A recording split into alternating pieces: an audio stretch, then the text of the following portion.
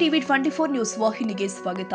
ಯಾವುದೇ ಪ್ರಚಾರದ ಹಿಂದೆ ಬೀಳದೆ ಸದ್ದಿಲ್ಲದೆ ಹಲವು ರೀತಿಯ ಸಮಾಜ ಸೇವೆಯಲ್ಲಿ ತೊಡಗಿದ್ದ ಪುನೀತ್ ರಾಜ್ಕುಮಾರ್ ಸಮಾಜಕ್ಕೆ ಕೊಟ್ಟಿರುವ ಕೊಡುಗೆ ಅನನ್ಯವಾದದ್ದು ಅಂತ ಆರ್ಕೆಡಿಸಿಸಿ ಬ್ಯಾಂಕ್ ನಿರ್ದೇಶಕ ಶೇಖರ್ ಗೌಡ ಉಳ್ಳಾಗಡ್ಡಿ ಹೇಳಿದ್ದಾರೆ. ಯಲಬುರ್ಗಾ ಪಟ್ಟಣದ ಕನ್ನಡ ಕ್ರಿಯಾ ಸಮಿತಿ ವೃತ್ತದಲ್ಲಿ ಡಾಕ್ಟರ್ ಪುನೀತ್ ರಾಜ್ಕುಮಾರ್ ಅವರ 51ನೇ ಹುಟ್ಟುಹಬ್ಬದ ಹಿನ್ನೆಲೆ ಅವರ ಭಾವಚಿತ್ರಕ್ಕೆ ಮಾಲಾರ್ಪಣೆ ಸಲ್ಲಿಸಿ ಮಾತನಾಡಿದರು. ವೃದ್ಧಾಶ್ರಮ, ಅನಾಥಾಶ್ರಮ, ಆರ್ಥಿಕವಾಗಿ ಹಿಂದುಳಿದ ಮಕ್ಕಳ ಶಿಕ್ಷಣಕ್ಕೆ ನೆರವು ಕೊಡುವುದು ಸೇರಿ ಹಲವು ಸಮಾಜಮುಖಿ ಚಟುವಟಿಕೆಯಲ್ಲಿ ನಿರತರಾಗಿದ್ದ ಪುನೀತ್ ಅವರ ನಿರ್ಗಮನ ಕೇವಲ ಸಿನಿಮಾ ರಂಗಕ್ಕೆ ಮಾತ್ರವಲ್ಲ, ಎಲ್ಲಾ ಕ್ಷೇತ್ರಗಳಿಗೂ ಭರಿಸಲಾಗದ ನಷ್ಟ ಎಂದಿದ್ದಾರೆ. ಹಿರಿಯರು ಆದ ಎಂಎಫ್ ನದಾಫ್ ಮಂಜುನಾಥ್ ಅಧಿಕಾರಿ ಮಾತನಾಡಿ, ಕುಟುಂಬ ಸಮೇತ ನೋಡಬಹುದಾದ ಸದಭಿರುಚಿಯ ಚಿತ್ರದಲ್ಲಿ ಪುನೀತ್ ರಾಜ್ಕುಮಾರ್ ಹೆಚ್ಚಾಗಿ ಕಾಣಿಸಿಕೊಳ್ಳುತ್ತಿದ್ದದ್ದು ವಿಶೇಷವಾಗಿತ್ತು. ಅಪಾರ ಜನಪ್ರಿಯತೆ ಇದ್ರೂ ಕೂಡ ಪ್ರಚಾರ ಮತ್ತು ರಾಜಕೀಯದಿಂದ ದೂರ ಉಳಿದ ಕಾರಣ ಜನ ಅವರನ್ನ ಹೆಚ್ಚಾಗಿ ಪ್ರೀತಿ ಮಾಡ್ತಾ ಇದ್ರು. ಅವರ ಅಕಾಲಿಕ ನಿಧನದಿಂದಾಗಿ ನಾಡಿನ ಎಲ್ಲೆಡೆ ಜನ ಬೇಸರಕ್ಕೆ ಒಳಗಾಗಿದ್ದಾರೆ. ಅಂತಹ ವ್ಯಕ್ತಿಯನ್ನ ಮತ್ತೆ ಕಲಾವಿದನ ರೂಪದಲ್ಲಿ ಕಾಣುವುದು ಕಷ್ಟ ಅಂತ ಹೇಳಿದ್ರು. ತಾಲೂಕು ಪಂಚಾಯತ್ ಮಾಜಿ ಸದಸ್ಯ ಶರಣಪ್ಪ ಇಳಿಗೇರ, ಸುರೇಶ್ ಗೌಡ ಶಿವನಗೌಡರು ಹಾಗೂ ಸಂಗಣ್ಣ ಟೆಂಗಿನಕಾಯಿ ಮಾತನಾಡಿ, ಪುನೀತ್ ಅವರು ಬಹುಬೇಗ ನಮ್ಮನ್ನೆಲ್ಲ ಅಗಲಿದ್ದಾರೆ. ನಟನೊಬ್ಬ ಅಗಲಿದಾಗ ಸಹಜವಾಗಿ ಅದನ್ನ ಅಭಿಮಾನಿಗಳು ದುಃಖ ವ್ಯಕ್ತಪಡಿಸುತ್ತಾರೆ. ಆದ್ರೆ ಪುನೀತ್ ಅವರು ನಿಧನರಾದಾಗ ಇಡೀ ರಾಜ್ಯದಲ್ಲಿ ಎಲ್ಲರೂ ಕೂಡ ತಮ್ಮ ಮನೆಯ ಸದಸ್ಯನ ಒಬ್ಬನನ್ನ ಕಳೆದುಕೊಂಡಂತೆ ನೋವು ಅನುಭವಿಸಿದ್ದಾರೆ. ಎಲ್ಲರಿಗೂ ಇಂತಹ ಗೌರವ, ಪ್ರೀತಿ ಸಿಗುವುದು ಕಡಿಮೆ. ಇದರಿಂದ ಪುನೀತ್ ಅವರು ಕನ್ನಡ ನಾಡಿನ ಜನರ ಹೃದಯಕ್ಕೆ ಎಷ್ಟು ಆತ್ಮೀಯರಾಗಿದ್ರೂ ಕಾಣುತ್ತೆ. ಪುನೀತ್ ಅವರು ಕೇವಲ ಒಬ್ಬ ನಟನಾಗಿ ಅಷ್ಟೇ ಅಲ್ಲದೆ ನಯ, ವಿನಯ, ಮಾನವೀಯ ಮೌಲ್ಯಗಳನ್ನ ಮೈಗೂಡಿಸಿಕೊಂಡಿದ್ದ ಅಪರೂಪದ ವ್ಯಕ್ತಿಯಾದ್ದರಿಂದ ನಾಡಿನ ಪ್ರತಿಯೊಬ್ಬರ ಮನಸ್ಸು ಗೆಲ್ಲಲು ಸಾಧ್ಯವಾಗಿದೆ. ಒಂದು ಈ ಅಪ್ಪು ವೃತ್ತದಲ್ಲಿ ಒಂದು ಪುನೀತ್ ರಾಜ್ಕುಮಾರ್ ಹುಟ್ಟುಹಬ್ಬವನ್ನು ಆಚರಿಸಿ ಅವರಿಗೆ ಪುಷ್ಪಾರ್ಚನೆ ಮಾಡುವ ಮುಖಾಂತರ ಅವರ ಹುಟ್ಟುಹಬ್ಬವನ್ನು ಯಲಬುರ್ಗಾದ ಎಲ್ಲ ಗಣ್ಯ ಮಾನ್ಯರಿಗೆ ಅಪ್ಪು ಹುಡುಗರ ಸಂಘದ ವತಿಯಿಂದ ಧನ್ಯವಾದಗಳು. ಮತ್ತು ಅದೇ ರೀತಿಯಾಗಿ ಈ ಒಂದು ಕಾರ್ಯಕ್ರಮಕ್ಕೆ ಆಗಮಿಸಿದ ಯಲಬುರ್ಗಾದ ಹಿರಿಯರಾದಂಥ ಶೇಖರ್ ಗೌಡ ಉಳ್ಳಾಗಡ್ಡಿ ಅವರಿಗೆ ಸ್ವಾಗತ. ಅದೇ ರೀತಿಯಾಗಿ ಇನ್ನೋರ್ವ ಯಲಬುರ್ಗಾದ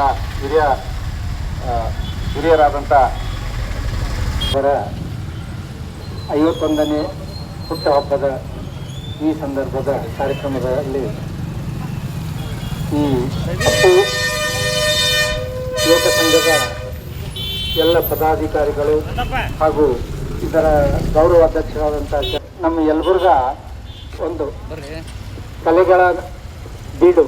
ಇಲ್ಲಿ ಪುನೀತ್ ರಾಜ್ಕುಮಾರ್ ಅವರ ಈ ಸರ್ಕಲ್ ಸ್ಥಾಪನೆ ಮಾಡುವಾಗ ಯುವಕರೆಲ್ಲರೂ ಸೇರಿ, ಇದು ಮೊದಲಿಗೆ ಕನ್ನಡ ಕ್ರಿಯಾ ಸಮಿತಿ ಸರ್ಕಲ್ ಅಂತ ಇತ್ತು, ಅದನ್ನು ಎಲ್ಲರೂ ಮನವೊಲಿಸಿ ಇದನ್ನು ಪುನೀತ್ ರಾಜ್ಕುಮಾರ್ ಸರ್ಕಲ್ ಅಂತ ಹೇಳಿ ಇದನ್ನು ಮಾಡಿದಾಗ ಶರಣಪ್ಪ ಇಳಿಗೇರವರು ಮೂರ್ತಿ ಕೊಡಿಸೋದಕ್ಕೆ ಒಪ್ಪಿಕೊಂಡ್ರು. ಆಗ ಈ ಸರ್ಕಲ್ನಲ್ಲಿ ಪುನೀತ್ ರಾಜ್ಕುಮಾರ್ ಅವರ ಒಂದು ಪ್ರತಿಮೆಯನ್ನು ಸ್ಥಾಪನೆ ಮಾಡಲಾಯಿತು. ಅಂದ್ರೆ ಈಗ 46ನೇ ವಯಸ್ಸಿನಲ್ಲಿ ಪುನೀತ್ ರಾಜ್ಕುಮಾರ್ ಅವರು ಮೃತರಾದರು. ಇಂದಿಗೆ 5 ವರ್ಷ ಆಯಿತು ಅವರು ನಿಧನರಾಗಿ. ಆದರೂ ಕೂಡ ಅವರ ನೆನಪಿನಾರ್ಥವಾಗಿ ಈ ಒಂದು ಕಾರ್ಯಕ್ರಮವನ್ನು ಹಮ್ಮಿಕೊಂಡಿದ್ದೇವೆ. ಇದಕ್ಕೆ ಕಾರಣ ಅಂದ್ರೆ ಅವರು ಮಾಡಿದಂಥ ಸಮಾಜ ಸೇವೆ ಮತ್ತು ಈ ಒಂದು ಸಿನಿಮಾ ರಂಗದಲ್ಲಿ ಅವರು ಸಲ್ಲಿಸಿದಂಥ ಸೇವೆಯನ್ನು ಗುರುತಿಸಿ ನಾವು ಈ ಕಾರ್ಯಕ್ರಮವನ್ನು ನಡೆಸ್ತಾ ಇದ್ದೇವೆ. ಅಂದ್ರೆ ರಾಜ್ಕುಮಾರ್ ಅವರು ಎಲೆಯ ಮರೆಯ ಹೂವಿನಂತೆ ಅನೇಕ ಕಾರ್ಯಕ್ರಮಗಳನ್ನು ಮಾಡಿದರು. ಅನೇಕ ಬಡ ಮಕ್ಕಳಿಗೆ ವಿದ್ಯಾಭ್ಯಾಸಕ್ಕಾಗಿ ಮತ್ತು ಅಂಗವಿಕಲ ಮಕ್ಕಳಿಗಾಗಿ ಅನೇಕ ಹಾಸ್ಟೆಲ್ಗಳನ್ನು ತೆರೆದು, ಯಾರು ಅವರಿಗೆ ನಾನು ಇಷ್ಟು ದಾನ ಮಾಡಕ್ಕೆ ಹತ್ತೀನಿ, ಎಲ್ಲಿಯಾದರೂ ನನ್ನ ಹೆಸರು ಹಾಕ್ರಿ, ಇದನ್ನು ಮಾಡ್ರಿ ಅಂತ ಎಲ್ಲಿ ಹೇಳಿಲ್ಲ. ಗೊತ್ತಾಗಿದ್ದು ನಿಜವಾಗ್ಲೂ ನಮ್ಮ ಮಾಧ್ಯಮದ ಮಿತ್ರರಿಂದ. ಯಾಕಂದ್ರೆ ಅವ್ರ ನಿಧನರಾದಾಗ ಅವ್ರು ಏನೇನು ಕಾರ್ಯಕ್ರಮಗಳ ಮಾಡಿದ್ದಾರೆ ಅನ್ನೋದನ್ನ ಇಡೀ ಕರ್ನಾಟಕಕ್ಕೆ ತಿಳಿಸಿಪಡಿಸಿದವರು ನಮ್ಮ ಮಾಧ್ಯಮದ ಮಿತ್ರರು. ನಿಜವಾಗ್ಲೂ ನಾವು ಅವರಿಗೂ ಕೂಡ ಈ ಸಂದರ್ಭದಲ್ಲಿ ಕೃತಜ್ಞತೆಗಳನ್ನು ಹೇಳಲೇಬೇಕು. ಯಾಕಂದ್ರೆ ಇದು ಅವರಂತನೂ ಯಾರಿಗೂ ನನ್ನ ಹೆಸರು ಹೇಳೋದು ಬೇಡ, ನಾನು ಪ್ರಚಾರ ಮಾಡೋದು ಬೇಡ ಅಂತೇಳಿ ಎಲೆ ಮರೆ ಹೂವಿನಂತೆ ದಾನ, ಧರ್ಮ ಇತ್ಯಾದಿ ಕಾರ್ಯಕ್ರಮಗಳನ್ನು ಮಾಡಿದರು.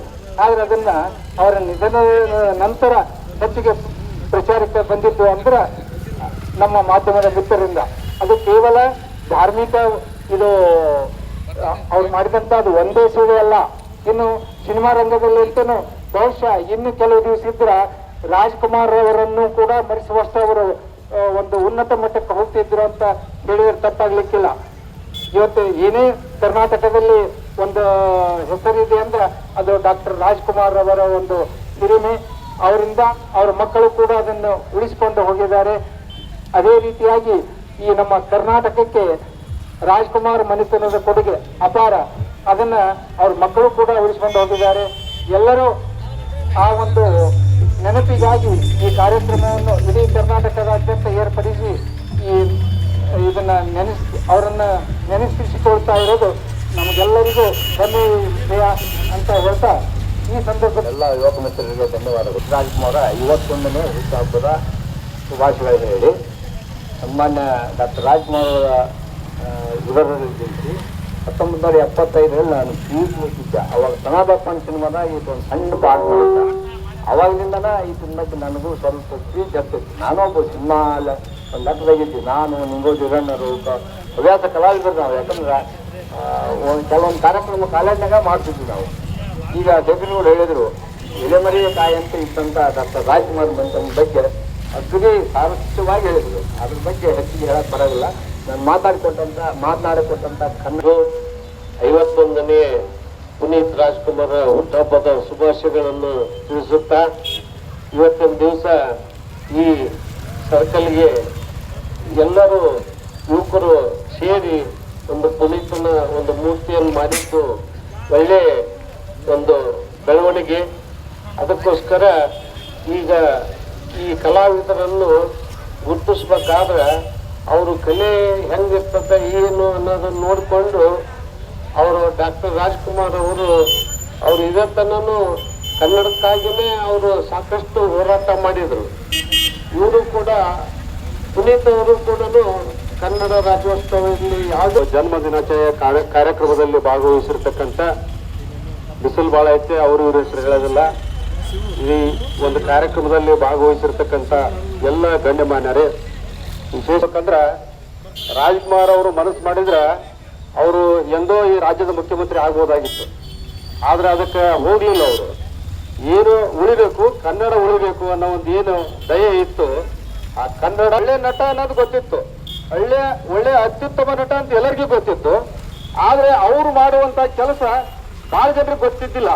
ಅವ್ರು ತೀರು ಹೋದ್ಮೇಲೆ ಎಲ್ಲರಿಗೂ ಗೊತ್ತಾಯ್ತು. ಈ ಸಂಪತ್ತು ಏನಂದ್ರೆ ಇಡೀ ರಾಜ್ಯದ ಜನರ ಒಂದು ಮನಸ್ಸನ್ನು ಗೆದ್ದಾರಲ್ಲ, ಪುಣ್ಯದ ಕಾರ್ಯ ಮಾಡಿ ಅದು ಅವರ ಆಸ್ತಿ ಅಂತ ಹೇಳಿ ಚಂದ್ರಗೌಡನವರು ಈ ಸಂದರ್ಭದಲ್ಲಿ ಪ್ರಮುಖರು ಆದ ಮಂಜುನಾಥ್ ಅಧಿಕಾರಿ, ಹನುಮಂತ ಪಾಕುರಿ, ಅಶೋಕ್ ಮಾಲಿ ಪಾಟೀಲ್, ಸುಧಾಕರ್ ದೇಸಾಯಿ, ರೇವಣಪ್ಪ ಹಿರೇಕುರುಬರ, ಮೈನುದ್ದೀನ್ ಸಾಬ್ ಒಣಗೇರಿ, ಅಶೋಕ್ ಅರಕೇರಿ, ವಿಜಯಕುಮಾರ್ ಜಕ್ಕಲಿ, ಶಿವಾನಂದ ಬಣಕಾರ್, ಶಂಕರಗೌಡ ಉಳ್ಳಾಗಡ್ಡಿ, ಆದರ್ಶ ಅಧಿಕಾರಿ, ಬಾಬು ತೆಂಗಿನಕಾಯಿ, ವಿಕಾಸ್ ಉಳ್ಳಾಗಡ್ಡಿ, ಶರಣಪ್ಪ ಅರಕೇರಿ, ಮೇಘರಾಜ್ ಹುಬ್ಬಳ್ಳಿ, ಪ್ರವೀಣ ವಡ್ಡರ್, ನವೀನ ಮಾಟೂರು ಸೇರಿ ಮತ್ತಿತರರು ಹಾಜರಿದ್ದರು. ದೊಡ್ಡಬಸಪ್ಪ ಹಕಾರಿ, ಟಿವಿ 24 ಕನ್ನಡ, ಕೊಪ್ಪಳ.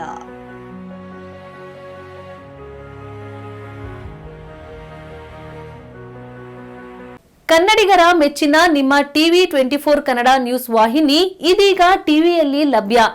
ಕರ್ನಾಟಕ ಮತ್ತು ದೇಶ ವಿದೇಶದ 360 ಡಿಗ್ರಿ ಸುದ್ದಿ ಹಾಗೂ ಉತ್ತರ ಕರ್ನಾಟಕ, ಬೆಳಗಾವಿ, ಬಾಗಲಕೋಟೆ, ಧಾರವಾಡ, ಹಾವೇರಿ, ಗದಗ, ಬಿಜಾಪುರ ಜಿಲ್ಲೆಯ ಕ್ಷಣ ಕ್ಷಣದ ವಿವರವನ್ನ ಪಡೆಯುವುದಕ್ಕೆ ಟಿವಿ 24 ಕನ್ನಡ ನ್ಯೂಸ್ ವಾಹಿನಿಯನ್ನ ಲೈಕ್ ಮಾಡಿ, ವಿಡಿಯೋಗಳನ್ನ ಶೇರ್ ಮಾಡಿ, ಕಮೆಂಟ್ ಮಾಡುವ ಮೂಲಕ ನಮ್ಮ ವಾಹಿನಿಗೆ ಸಹಕಾರ ನೀಡಿ ಮತ್ತು ಚಾನೆಲ್ ಅನ್ನ ಸಬ್ಸ್ಕ್ರೈಬ್ ಮಾಡಿ. Thank you.